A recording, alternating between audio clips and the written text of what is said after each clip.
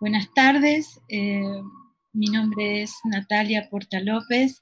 Estoy conversando con los amigos del NEA en la Feria del Libro de Córdoba, extrañamente, en esta manera extraña que nos tiene acostumbradas últimamente la pandemia de encontrarnos, y en una mesa para conversar sobre lo que es lo que consideramos a veces el corazón de América del Sur, que es esta región del país que tiene que ver con el Chaco americano, el Chaco paraguayo, incluso el Chaco del Brasil. Y desde acá, bueno, primero para presentarme, la instrucción que nos dieron es que comenzáramos leyendo algo de nuestra propia obra, así que yo les voy a leer, para que me conozcan, un capitulito muy breve de este libro que se llama Mancala y que es para niños. Después les voy a contar a qué me dedico yo en esta región del país. Este es un niño que acaba de mudarse a esta región tan cálida del país. Y dice así: yo no sé para qué tuvimos que venir a vivir acá si solos con mamá estábamos tan bien. Salíamos los domingos al mediodía a pasear por la plaza desierta de la ciudad chiquita, buscábamos un bar y casi al final llamábamos a un mozo. Un cotadito y una lete tibia, parece que me encantaba decir eso, y ella siempre me lo cuenta. Después íbamos hasta la retreta. Yo les voy a mostrar qué bonita retreta dibujó el ilustrador de este libro, que se llama Daniel Rabanal. Íbamos hasta la retreta, que según mi mamá, que es la que sabe el significado de las mejores palabras que existen, es el lugar del parque donde unos músicos vestidos de azul aparecían los domingos y tocaban unos instrumentos que se ponían realmente brillantes con el sol. Gran ruido. Pero a la siesta nunca habían llegado todavía, así que yo podía subirme al banquito del director y marcarle toda clase de ritmos a mi banda imaginaria. Cada noche mi mamá me leía un cuento, de madrugada yo me cruzaba su cama y a la mañana nos despertábamos tibios y abrazados. Se estaba tan bien, yo no sé por qué tuvimos que venir a vivir acá. Me causa gracia leer este pedacito porque es cierto que la gente cuando llega al Chaco se queja mucho de haber llegado y de quedarse en el Chaco porque hace calor, porque los mosquitos, porque bueno, es una región que como dice otro escritor de la zona, Miguel Molfino, no es para débiles. Y sin embargo, nos quedamos y amamos el lugar. Yo también soy población aluvional, yo no soy población del Chaco nacida y criada, sino que estoy hace 20 años en el marco de la Fundación Mempo Giardinelli, donde lo que hacemos es generar encuentros entre gente que lee, que escribe, que ama leer con los demás. La fundación nació alrededor de un encuentro que hoy es el encuentro no comercial más grande del país, probablemente el encuentro literario no comercial más grande del país. No es una feria, es un encuentro de lectores y escritores y de gente del mundo del libro. Se llama Foro Internacional por el Fomento del Libro y la Lectura, y fue iniciado por justamente el escritor Mempo Giardinelli, que le da nombre a la fundación, que dirige la fundación, que trabaja cada día arduamente en las cosas más pequeñas y en las cosas más grandes de la fundación. Está en todo él. Y bueno, este encuentro lleva 26 años de realización, más de 900 intelectuales de todo el país y del mundo han disertado, han conversado, pero sobre todo han leído para mucha gente que se acerca a escuchar lecturas. el corazón del encuentro son las tertulias, todos los años, en la tercera semana de agosto, entre la segunda y la tercera semana de agosto, 4 días eh, de miles de personas eh, que se acercan a escuchar a los autores, eh, brindando esto que es el lujo de leer su propia obra. Todos hemos aprendido mucho, es una cita hermosa de encuentro y de felicidad, y bueno, y la fundación hace muchas cosas, ¿no? Hace muchas cosas, también tenemos un primer grupo pionero de abuelas cuentacuentos en Resistencia que fue como contagiando al resto del país. Hoy hay abuelas cuentacuentos que son voluntarias, que leen con niños en distintos ámbitos y durante mucho tiempo, acompañan grupos durante mucho tiempo con lecturas en más de 70 ciudades, tanto del país como de Latinoamérica. Y bueno, hoy la fundación tiene un propio instituto, está por abrir una carrera de profesorado en letras, brinda permanentemente formación, cursos en pedagogía de la lectura, y, y entre toda ese enorme movimiento, eh, una de las cosas, una de las cosas interesantes que hay es la biblioteca. La biblioteca de la Fundación, que tiene una sede en un lugar que supo ser eh, investigaciones de la policía. Hay gente que se escapó de ahí, hay gente que lo pasó mal ahí, y bueno, hemos resignificado el espacio y hoy es una biblioteca que visitan muchos chicos, que permanentemente está siendo consultada por docentes, por gente de la lectura, y, y bueno, todo ese movimiento tiene como centro la palabra, tiene como centro la buena literatura, la literatura de todas partes, es un espacio que pone en diálogo lo local con lo internacional, es muy interesante en ese sentido, y, y como ejemplo de esto, y como ejemplo de esta cosa de diálogo internacional, y a la vez como homenaje, porque en este año terrible hemos perdido mucha gente muy querida que tiene que ver con el libro y la lectura. Eh, Desde que empezó la pandemia hemos tenido pérdidas importantes de gente vinculada a nuestra fundación, como el escritor Luis Sepúlveda en Gijón, que fue uno de los primeros participantes en nuestro foro, y ni bien empezó la pandemia, fue uno de los primeros contagiados y murió.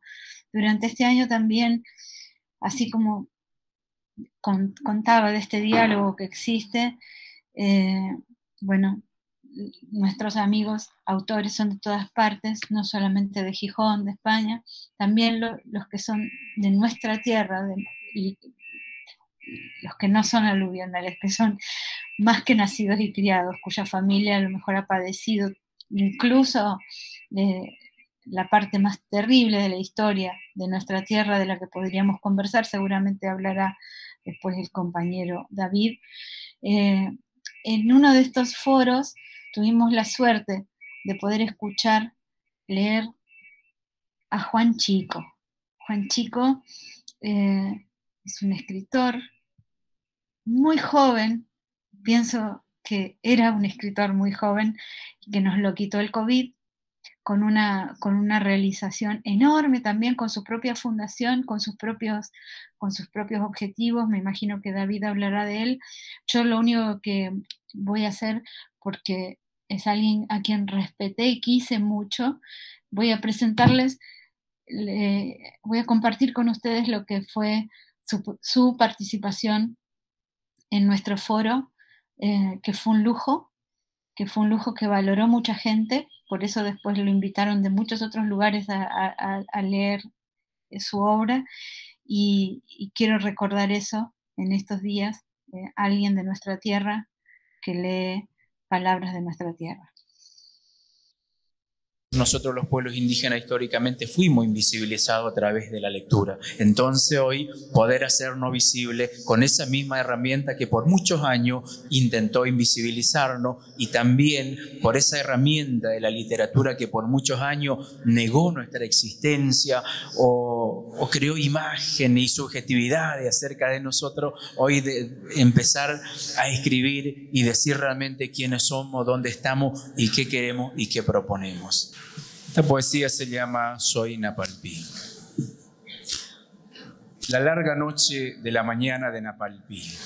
Soy esas piernas que corren presurosas en busca del monte cercano, esa boca sedienta de agua. Soy ese niño que llora buscando a sus padres, que yacen con ojos abiertos, mirando al cielo que los abandonó.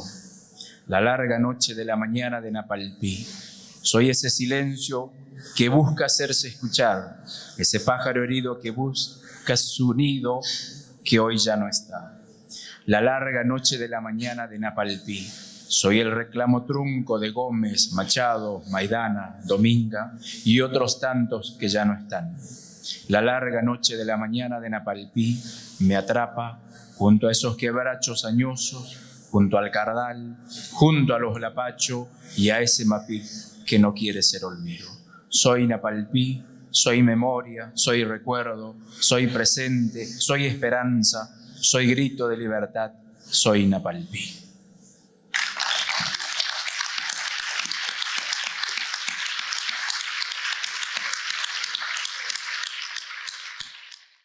Y sin más, quiero pasar la palabra al compañero David, que se va a presentar también, se va a autopresentar como lo hice yo, y después conversaremos sobre esta región del mundo que compartimos. Hola, David. Hola, ¿qué tal Natalia y Orlando? Un gusto, la verdad, poder estar con ustedes en este proceso, bueno, tomándome este tiempo también de que era uno de los lugares para mí no sustituibles, que era Juan, y bueno, eh, pero bueno, estamos haciendo el esfuerzo, nos queda mucho para caminar, como siempre decíamos. Bueno, mi nombre es David García, eh, soy del pueblo Com, mestizo, pero criado con mi mamá indígena y mi lengua materna es indígena y mi cultura prácticamente es de la cultura indígena, aunque después, digamos, fui creciendo en otro hogar vecino con la cultura del mundo criollo y aprendí los dos caminos, que para mí fue muy importante. Y quiero leer una parte que creo yo que estamos en una época donde hay una exclamación, ¿no? De una poesía que hablábamos siempre con Juan, mirando los campos que recorríamos de la zona de nuestro Chaco. Y él en ese tiempo tomó el lápiz y nos detuvimos por 5 horas a escribir estas líneas y él las sintetizó eh, en una poesía, ¿no? Que fue publicado después, digamos, que me hizo trabajar. Esa poesía la tenía traducida en com, nada más que él después lo pasó en castellano. Es al revés, no era en castellano ni en com, sino que estaba en com primero y después lo pusimos en castellano como él quería. Y él lo había presentado en este libro de poesías, que fue en Mendoza, junto con Leco Zamora y con otros indígenas. Todas poesías indígenas. Y me hizo trabajar esa noche, Juan, a traducir 9 más, de las 10 de la noche hasta las 4 de la mañana, traducir 9 poesías para que él pudiera viajar a las 6 de la mañana e ir a Mendoza a presentar. Y esto es una experiencia. La fundación en realidad fue una asociación civil, una ONG, que comenzamos en el 2006. Allí arrancamos. Yo a Juan ya lo conocía desde el 92, cuando él apenas tenía 14 años. Eh, Era un gran expositor evangélico para los jóvenes. Trabajábamos mucho con jóvenes y yo era presidente de una organización evangélica y tenía un buen grupo de jóvenes y lo había invitado a él a exponer en los jóvenes para que sea más llamativo, ¿no? Entonces lo había invitado a él. Ya tenía una exposición bastante importante en ese campo. Así que lo invitamos, así que bueno, ahí pude trabajar también mucho con él en esa temática, con muchos jóvenes. ¿eh? Fue muy impactante porque era casi de la misma edad, yo soy más mayor, y entonces eh, el compartir sus conocimientos, su capacidad, su habilidad, las virtudes que tenía con jóvenes era muy llamativo y atraía a muchos jóvenes, y eso era muy importante para nosotros. Así que bueno, fuimos creciendo, nos encontramos en Resistencia y ahí constituimos nuestra organización, la Asociación Civil. Después, en 2015, arrancamos con el tema de la fundación con otro grupo, ya que la organización siempre necesitaba de más como socios, digamos, y era muy difícil trabajar con grupos mayoritarios, ¿no? Ya que nuestra comunidad no tenía la misma mirada, misma lógica, digamos, de objetivos que nosotros.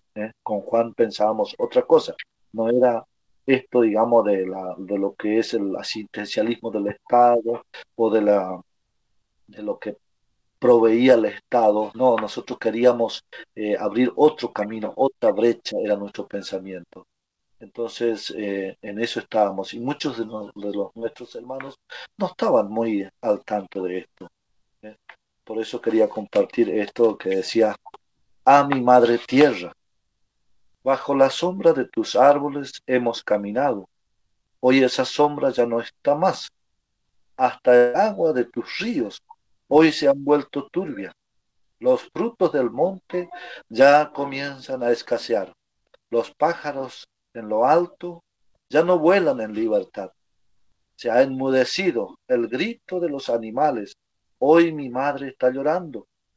Las lluvias son sus lágrimas. Los truenos son sus gritos pidiendo por sus hijos que huérfanos están quedando.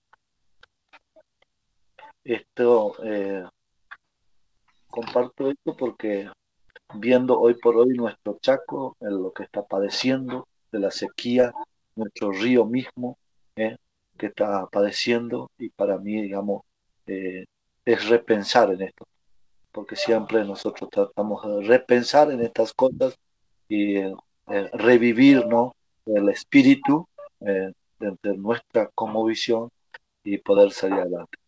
Y Juan abrió mucho camino en este proceso, donde hemos compartido muchas cosas desde la cosmovisión. Eh, la fundación llegó a muchos lados a través de su figura, de su persona. ¿eh? Y nosotros hemos tratado de acompañarlo en todo lo que pudimos. Yo desde el conocimiento de los pueblos indígenas, como yo le había dicho a él, Juan, todo lo que necesites desde los pueblos indígenas, política, social, cultural, cosmovisión, espiritualidad, fe, tenemos herramientas para trabajar. Así que si vos te animás a salir adelante, no hay problema. Yo estoy acá para poder aportar. Y siempre Juan trataba de armar esto, un discurso y exponerlo para que sea llamativo, porque también ese era nuestro pensamiento, llamar la atención, ya que nosotros no éramos atendidos, no éramos, digamos, no teníamos llegada, pero Juan encontró, digamos, de qué manera llamar la atención. Y eso era. Creo que siempre, un día estábamos sentados y le digo yo, Juan, ¿viste el niño cuando quiere algo y no quiere decir? Entonces, ¿de qué manera hace? Le busca la manera de llamar la atención. ¿eh? De ahí nace esta idea, digamos, de buscar algunas alternativas, conceptos de trabajar y entonces llamar la atención. Para nosotros fue muy fructífero el tema del proyecto de la fundación, como Napalpí, como grupo Napalpí, y también recuperar a través de la fundación eh, los restos de nuestros antepasados, caciques, de la historia, digamos, y poder traer de vuelta y ubicarlos en la zona de Napalpí, que Napalpí es algo céntrico, que hoy por hoy como que recuperó el pensamiento central de los pueblos indígenas, que es justamente Napalpí, porque Napalpí era el lugar de encuentro de los pueblos indígenas, de las parcialidades del pueblo con. Y entonces para nosotros era muy importante eso. Y Juan siempre centralizaba ahí todas las actividades. Y es en eso que estábamos muy de acuerdo y caminábamos con esa línea para poder. Él armó un tejido muy importante en todo el territorio, no solamente en Argentina, sino que fuera, y como yo digo, siempre, y lo sigo haciendo, ¿no? Juan fue como la araña de este tejido cultural que eh, se fue construyendo alrededor de la fundación. La araña cuando teje primero hace los trazos lineales, ¿eh? Hace los trazos lineales y después va haciendo los círculos. Y qué lindo, ¿no? Este, esto, y nosotros somos responsables hoy de completar los círculos que faltan para que esa telaraña pueda, digamos, atrapar a muchas personas que necesitan de nuestra ayuda, de nuestro pensamiento, de una construcción distinta, de una mirada distinta desde lo que nosotros construimos, que es la lectura de nuestra propia concepción y de nuestra propia cosmovisión y de nuestra propia historia. Bueno, un placer escuchar a David hablando de Juan Cico, a mi querida amiga Natalia, a gente que admiro y quiero mucho, porque Resistencia ha sido siempre el faro del NEA, de eso ya no tengo la menor duda, y esta pandemia nos ha impedido los abrazos, pero no los encuentros. Nos ha impedido los abrazos, pero no el cariño. Nos ha impedido los abrazos, pero no seguir hablando de lo que amamos, que es la literatura. Ese lugar donde desaparecen las miradas sectarias, porque aparecen los sentimientos de los seres humanos a flor de piel. Porque cuando escucho ese poema traducido de Juan Cico, pienso en Formosa, mi tierra de adopción, definitivamente mía. Y bueno, voy a leer un cuento que le gusta mucho a Graciela Vialet, que habla de un personaje mítico y común del NEA y del Paraguay, que es el pombero. Entonces, voy a leer Costumbres del pombero. Según mi abuela Taca, el pombero es un duende que vive en el horno de barro, el que usamos para el pan y la chipa. Según la abuela, solo sale de allí los martes y viernes. Se lo suele ver con un gran sombrero y una cinta negra que cubre la frente. Tiene debilidad por las mujeres jóvenes y se hace entender a través de silbidos. Si el silbido es fuerte, está lejos. Si por el contrario es débil, está muy cerca. Cuando se encariña con una mujer o con un niño es como un ángel protector. Según la abuela Taca, es muy servicial. Rubio y pintón, dice. De nosotros el pombero no se puede quejar. Siempre le dejamos por la noche una copita de caña y unos cigarros en la puerta del horno. Hay que tratarlo bien, dice mi abuela. Después de todo, es tu padre. Bueno, este es el humor con que resolví este texto a partir de algo que parece un chiste, pero que no lo es. Antiguamente, obviamente venimos de sociedades cristianas muy conservadoras, ¿no? Y de hecho, cuando la hija tenía un hijo de alguien que no se pretendía incluir en la familia, se decía que era hijo del pombero. Esta tradición dicen que viene del Paraguay y que tiene que ver con la escasez de mujeres después de la guerra tremenda que vivió, las dos grandes guerras que vivió Paraguay, y donde generalmente no eran bienvenidos ciertos hombres, pero eran necesarios. Entonces, las mujeres decidieron excluir a esos hombres y llamar, son hijos del pombero, alguien que no se quiere reconocer. Pero a veces nuestra gente, que cree fuertemente en estas cosas, convierte esto en literatura o en verdad.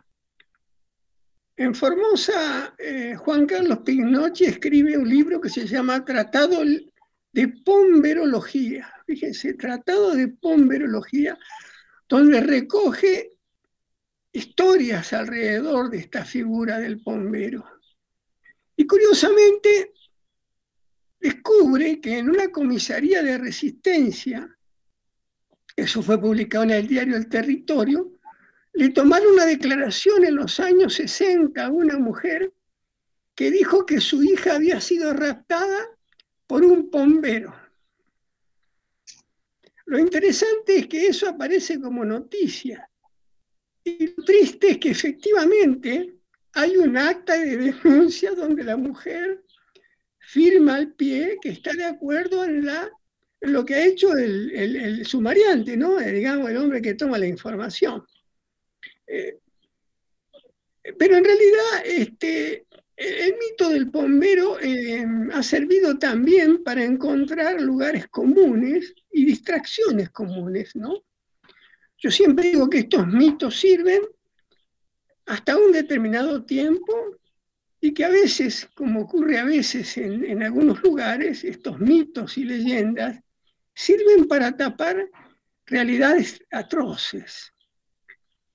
Y me pedían que hablara justamente de esa relación que ha tenido Paraguay con Formosa y que tiene que ver con la historia del Paraguay, de la que Formosa no ha podido escapar, obviamente, ¿no? Aquí se han formado ejércitos para ir a pelear, de argentinos para ir a pelear en la guerra del Gran Chaco contra Bolivia. En la zona de Laguna Blanca y otros lugares había un ejército argentino-paraguayo que defendió a los paraguayos de la invasión boliviana. Aquí en Formosa y en Buenos Aires hemos recibido a los exiliados. Elvio Romero, el gran poeta Elvio Romero, atraviesa el monte paraguayo, cruza el Pilcomayo y se pone a salvo en Formosa para después terminar sus días en Buenos Aires. Muere poco después de saber que Stroessner en 1989 había sido derrocado. Tuve la suerte de tener una linda amistad con Elvio Romero, de intercambiar cartas, del que para mí es el mayor poeta paraguayo. También tuve oportunidad de conocer y visitar a Augusto Roa Bastos. Creo que todos aprovechamos cuando Augusto vino a vivir a Asunción. Y lo que es más interesante, amiga, amigo, tuvo cartas de amor dedicados a una poeta clorindense, una amiga, bueno, como Augusto ya murió y el marido de mi amiga ya murió, puedo decirlo, puedo confesar, en esas cartas de amor clandestinas, porque era un amor clandestino, ambos estaban casados, en esas cartas de amor aparece también la génesis de la que va a ser su obra maestra, Yo, el Supremo. Wow. Es decir, la excusa es enviarle a una estudiante de letras, mi amiga, un comentario sobre Yo, el Supremo, pero en el que aparecen frases, guiños amorosos, ¿no? Me parece interesante esto para si alguna vez se me ocurre escribir esta historia o con el permiso de mi amiga o no.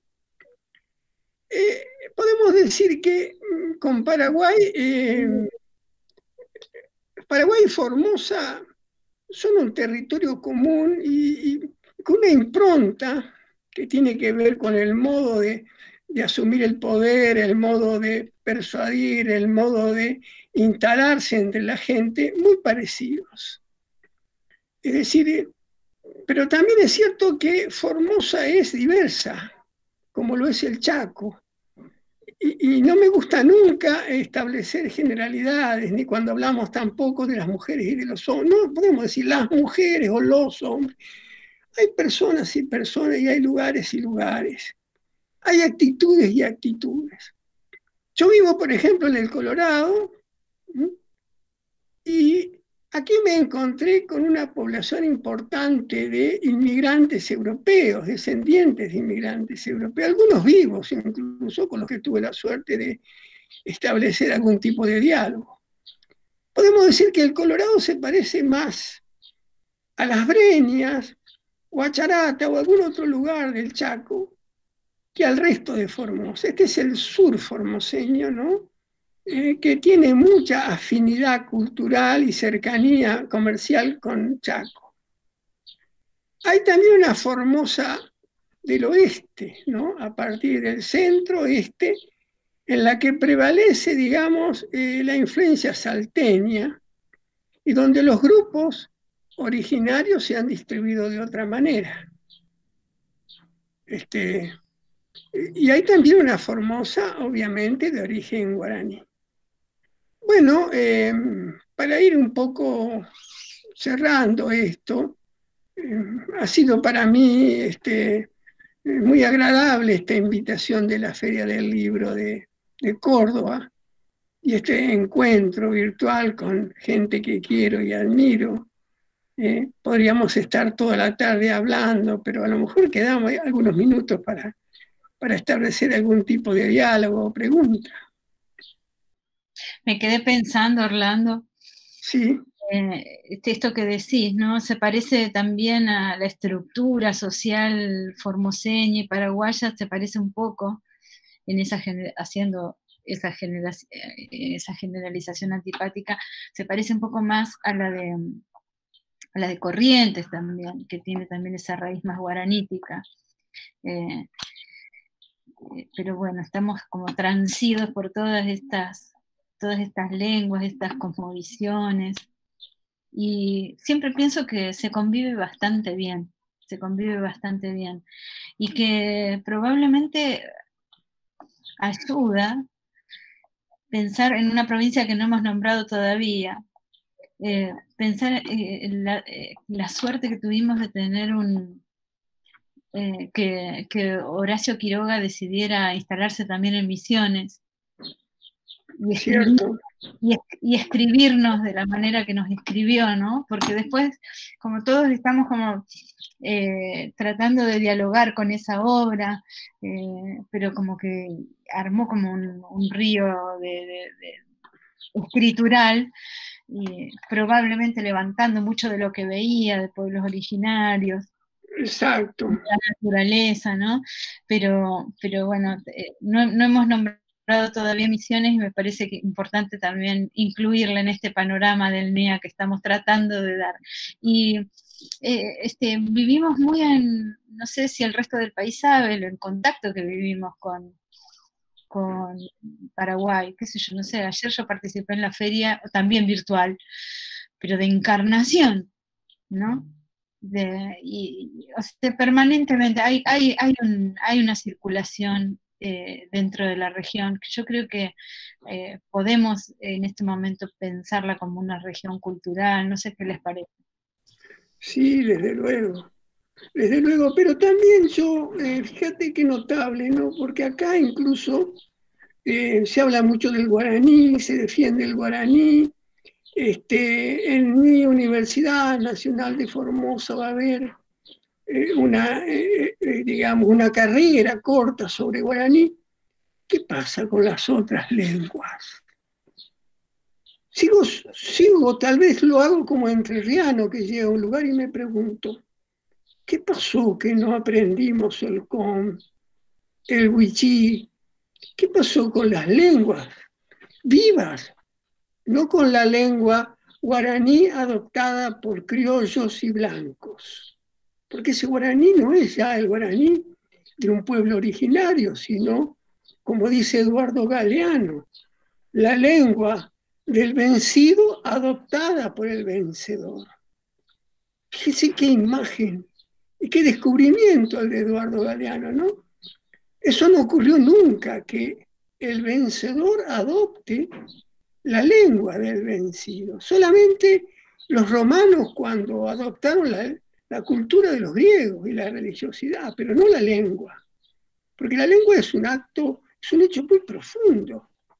El mundo es lo que nuestra lengua dice que es.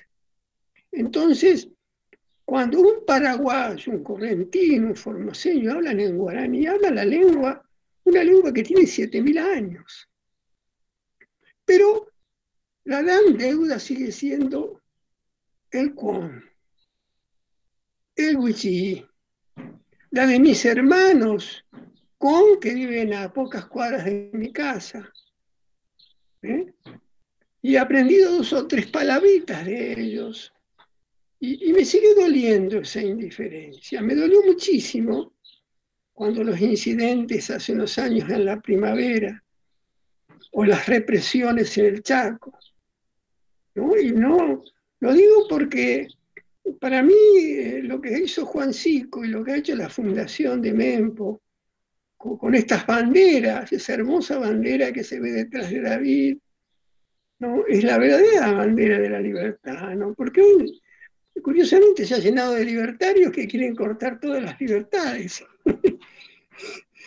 Pero en realidad creo que el NEA se debe todavía esa reparación histórica social, no del Estado, sino de la gente.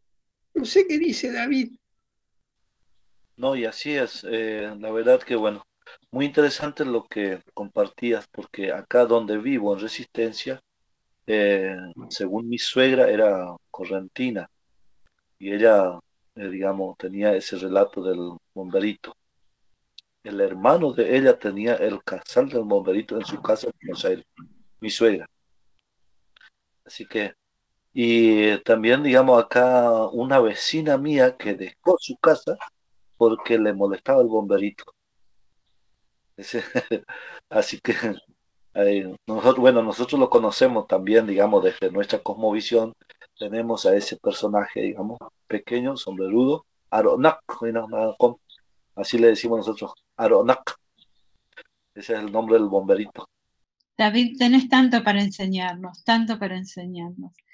La- esa lengua es, yo la vengo descubriendo muy recientemente, hace 20 años que vivo, más de 20 años que vivo en Resistencia, y es tan reciente el fenómeno o sea, que Juan Chico tuvo mucho que ver en esta emergencia, digamos, de visibilizarla, porque más allá de que el Estado tomó esa decisión de que ahora sea una lengua eh, oficial también, ¿no? Que bueno, todavía tiene, hay eso debería implicar tantas cosas que todavía no están sucediendo y que lentamente y procuraremos que sucedan.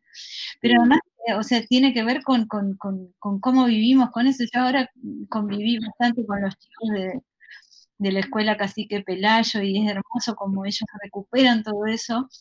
Y todo eso al volverse oficial es interesante porque hay espacio. Es como cuando hablamos de la lectura y que decimos, bueno, en los currículos y en el tiempo de la escuela tiene que tener espacio todo eso. Bueno, ahora, por ejemplo, en la escuela Cacique Pelayo lo tiene y están hermosos las historias que los chicos cuentan, pero eso, ¿cuánto que tardó? Porque para mí es un fenómeno muy reciente, ¿no, David? Sí, es muy reciente, digamos, este proceso que se está caminando. Bueno, yo ahora inicié en el Radio Secual, que es online, digamos, un programa donde netamente hablo con, nada de, nada de castellano, digamos. Así que tengo un programa todos los miércoles a las 6 de la tarde, por ahí se enganchan. Si no entienden nada, por lo menos escuchan. Pero lo hago todo con toda la parte, digamos, de lo que trabajamos nosotros como fundación, pero más que nada también informativo, comunicativo y también, digamos, ir pasando los momentos, digamos, del tiempo, ajustando el tiempo y dando esa temática, digamos, de acuerdo al tiempo que vamos viviendo. Hoy en esta época estamos viviendo el Gran Nabucco, que para nosotros tiene toda una concepción, una cosmovisión, una filosofía de lo que es Nabucco, que sería la primavera, ¿no? Que es como el inicio del ciclo del tiempo de los com. Entonces es algo que hablo mucho, pero todo en com, en esa radio, digamos, online del Secual. Y bueno, estamos acá haciendo todo lo posible de visibilizar de ser oír el lenguaje, el idioma que nosotros manejamos. Y falta mucho todavía, pero creo yo de que hay muchos hermanos criollos que han entendido esta cultura y han aportado mucho para que esto también se logre mucho. Y muchos hermanos criollos, instituciones criollos que se prestaron, digamos, al acompañamiento y a la línea de esta lucha, ¿no? Una lucha tranquila, sin armas, pero con ideas constructivas y que genera mucho, digamos, para poder aportar. Me parece que incluso puede hacer un aporte enorme esta emergencia, digamos, de estos lenguajes y de estas, cada vez que aparece una lengua, cada palabra son conceptos nuevos, o sea, formas de pensar nuevas. Cada palabra es Exacto. una iluminación. Me gusta mucho la palabra hermanecer que usan, o algo que se podría traducir como hermanecer, que no tenemos, y Exacto. tan hermoso. Y pienso que eso nos va a revitalizar la lengua a todos, ¿no? Y a todas, ¿no? Claro, hoy por hoy, supongamos, cuando inicia esta nueva ola, ¿no? Del lenguaje inclusivo, también era todo un desafío. Y Juan un día, me acuerdo siempre, porque Juan siempre se le complicaba algo, venía a mi casa. Un día venía apareciendo cansado con su nena chiquita y la vi recién estoy llegando, pero vine urgentemente a hablar con vos. Me dice, te pregunto, esta nueva ola que está viniendo, ¿qué decís vos del lenguaje, del idioma? Le digo yo, nosotros ya tenemos incorporado hace rato eso en nuestro lenguaje, ¿eh? La palabra comí es una sola palabra. Si usted ve en YouTube, tengo levantado un video donde muestro la escritura, ¿eh? La palabra comí no define género, tiene que decir después aparte, digamos, el género para poder identificar a qué te estás refiriendo. Si es femenino o masculino. Pero comí es la palabra en náhuatl también, y así sucesivamente. La palabra en castellano supone que está nosotros y nosotras, pero en com no, decir comí y ya está. ¿Eh? Y no, es algo, si yo tengo que decir comí al pi, o sea, tengo que decir nosotras las mujeres. En castellano decir nosotras directamente, pero en realidad en com tenés que decir sí o sí el género femenino para identificar si es grupo femenino o grupo masculino. Esa es la parte. Entonces le expliqué a él y él se fue. Ahí arrolló y escribió, anotó, hizo su nota y ya armó el discurso y se fue y ya puso también. Así era Juan. Pero tenemos eso nosotros y creo yo que hay muchas cosas todavía que aprender en trasfondo lingüístico nuestro y no desde la academia española y europea, no sé qué, No, pero desde nuestra academia acá, Latinoamérica, que tenemos que construir algo de nosotros. Orlando, se te extraña, sí, se te bueno, extraña, yo también. tenés que venir.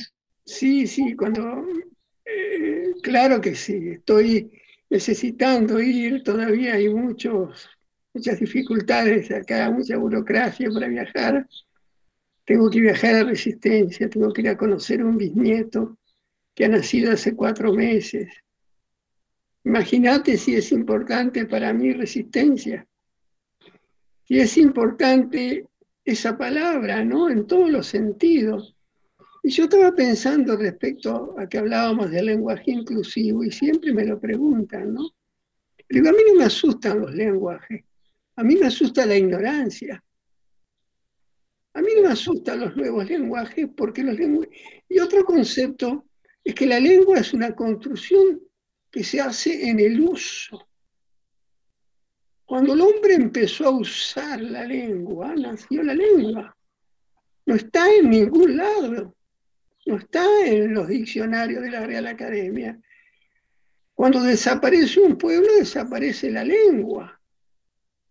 Nosotros somos los portadores del lenguaje y tenemos la libertad de hacer de él lo que necesitemos hacer para decir lo que tengamos que decir.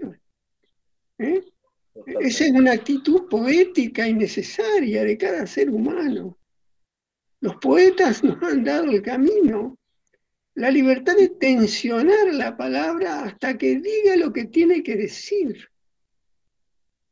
Entonces, no creo mucho en esta crítica que se le hace, sino el miedo a una ideología que se avisora detrás del lenguaje inclusivo. La gente no teme al lenguaje, teme a quienes portan ese lenguaje. Y eso es un buen indicio, porque no es inocuo, no es un lenguaje inocuo, no es una jerga más, es un modo de pensar el mundo. Exactamente. ¿No? Si en el inglés y en el kwon y en otras lenguas no se necesitaba lo genérico, ¿por qué el castellano lo usa? Porque viene de un latín donde tiene una fuerte impronta patriarcal, ¿no? El lenguaje también se funda desde la mirada del hombre, del varón. Totalmente. ¿No? Un varón muy particular, porque es un varón que trató todo el tiempo de diferenciarse de la mujer. Y en los pueblos originarios, como dice Rita Salgato, no existe tal cosa. Exactamente. Los pueblos originarios le temen a parecerse a la otra o al otro. Nosotros somos ridículos y patéticos, ¿no? En el deseo de marcar las diferencias, que también se las pretende marcar a la mujer, nos hemos ido alejando de la comprensión de la mujer. Hay un trabajo muy grande para las nuevas generaciones, ¿no? Muy grande. Cambiar estos paradigmas, ¿no? Hoy los chicos se resisten a estas ideas, ¿no? Y hacen una mirada binaria, puedo ser esto o puedo ser lo otro. Algunos se asustan, yo aplaudo a estos niños y a estos jóvenes que nos están enseñando el camino, y es muy esperanzador, ¿no? Mi contacto como docente con los jóvenes o con mis nietos me está dando ideas nuevas. Y bueno, me alegra a esta altura de mi vida encontrar esos caminos que estaban cerrados en otro tiempo, ¿no? No sé qué dicen ustedes. Pero bueno, a mí me parece interesante este diálogo nordestino que hemos construido. Nos invitó la Feria de Córdoba, mirá lo que tiene que venir la Feria de Córdoba a proponer que construyamos un diálogo nordestino. Y se puede agrandar, estaba pensando cómo se agranda esta mesa, ¿no? Estaba pensando cómo se agranda esta mesa, así que yo creo que como siempre cuando tenemos oportunidad de encontrarnos, es como que se siembra una semilla y algo saldrá de esto, algo saldrá de todo esto. Creo que es un diálogo que podemos enriquecer de muchas maneras. Desde luego, desde luego. Los de Córdoba sepan que esto es un pedacito, un pequeño, una probadita de Nordeste que les hemos dado, o intentamos. No sé si quieren decir algo para cerrar, cada uno. No, yo simplemente agradecer la invitación, como siempre, y de tener la oportunidad de estar y ver a mis amigos, ver a la gente que quiero y admiro. Así que agradecido simplemente. Bien, yo también, bueno, agradecido, claro, saludar, digamos, Nacha Gratara Intonactic, Rirana Ponrak, Anayecto, Tantayana Tamak, Nawak, Namsigopi, Ñachik. Muchísimas gracias y que podamos seguir este colectivo de lecturas para poder desarrollar un buen concepto de la juventud en la nueva generación. Ñachik, gracias. Vamos a seguir. Bueno, gracias a los dos. Siempre, cada vez que converso con los dos aprendo mucho. Y gracias a Graciela y gracias a la Feria de Córdoba por este encuentro.